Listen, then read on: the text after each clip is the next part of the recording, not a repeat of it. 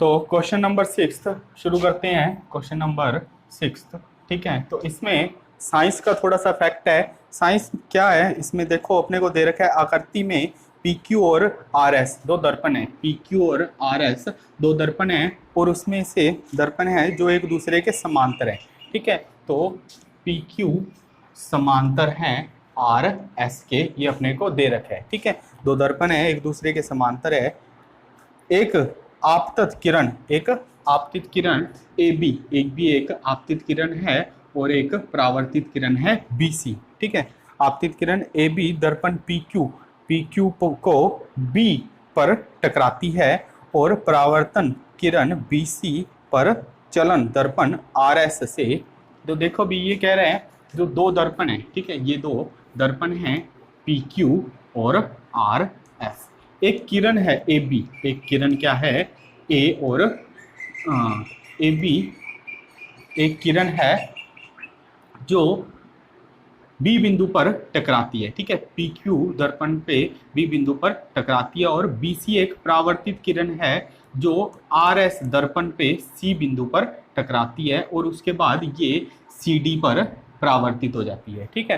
पहले एक किरण आती है ए बी जो पी क्यू पर बी बिंदु पर टकराती है, इस बिंदु पर टकराती है, और फिर ये परावर्तित होकर बी सी किरण परावर्तित होकर आर एस पे सी बिंदु पर टकराती है, और फिर दोबारा ये परावर्तित हो जाती है, ठीक है। आर एस पर सी बिंदु पर टकराती है तथा पुनः सी डी के अनुदिश परावर्तित हो जाती है। आपने को सिद्ध क्या करना है, ए बी समांतर सी डी, ठीक है। सिद्ध करना है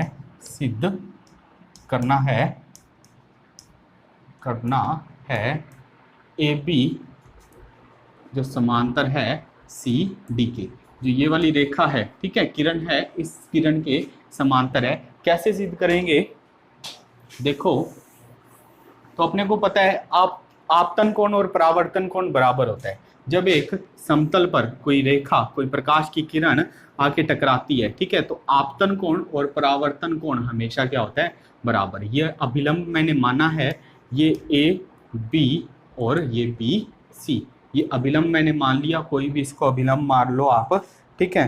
तो बी पर एक अभिलंब मान लिया, इसको मान लो 1 और इसको 2। अपने को पता है कोण 1 बराबर कोण 2 होता है, आपतन कोण और परावर्तन कोण। मैंने पहले ही कहा था साइंस का इसमें फैक्ट है।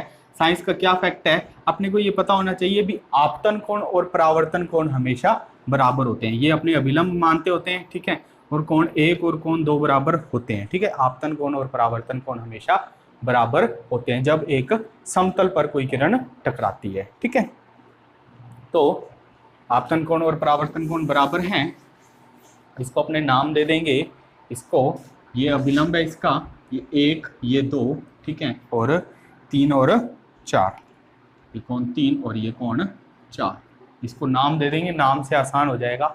तो अपने को पता है कोण 1 बराबर है कोण 2 के, और कोण 3 बराबर है कोण 4 के, ठीक है। कोण 1 बराबर है कोण 2 के, और कोण 3 बराबर है कोण 4 के, और कोण 2 बराबर है कोण 3 के, ठीक है। कोण 2 बराबर है कोण 3 के। कोण 2 बराबर कोण 3 के क्यों है, ठीक है। देखो ये भी एक अभिलंब है और ये भी एक अभिलंब है, ठीक है।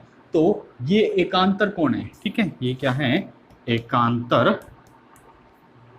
कोण, ठीक है। इस बात को समझो, एकांतर कोण कैसे हैं, ये देखो, ये 90 डिग्री का इस पे बनाएगा कोण, ठीक है, और ये भी इस पे 90 डिग्री का लंब डालेगा। तो ये वाला कोण और ये वाला कोण, ये दोनों आपस में रेखाएं समांतर हैं, ठीक है, इसलिए कोण 2 और कोण 3 भी क्या हुए, बराबर हुए, ठीक है। और अपने को समीकरण 1 2 और 3 से पता है, अपने को समीकरण 1 2 और 3 से पता है कोण 1 और कोण 4 बराबर हो जाएंगे, ठीक है। देखो कोण 1 बराबर है कोण 2 के, ठीक है, कोण 2 बराबर है कोण 3 के, बराबर है कोण 4 के। ये चारों कोण आपस में बराबर हो गए।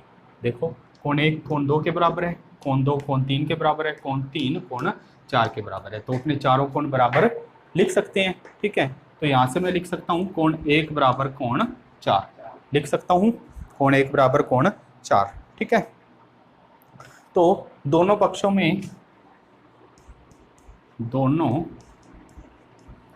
पक्षों में 2 का गुणा करने पर, दोनों पक्षों में क्या कर दिया मैंने, 2 का गुणा कर दिया, ठीक है, गुणा करने पर, ठीक है।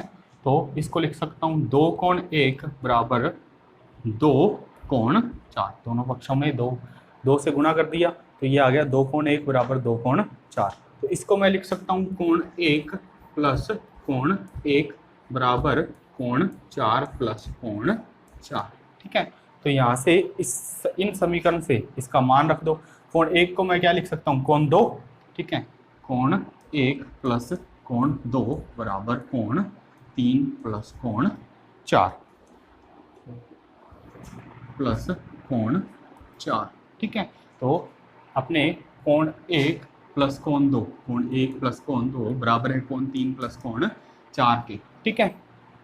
तो अपने इससे लिख सकते हैं कोण बी सी डी बराबर है कोण ए बी सी के, ठीक है।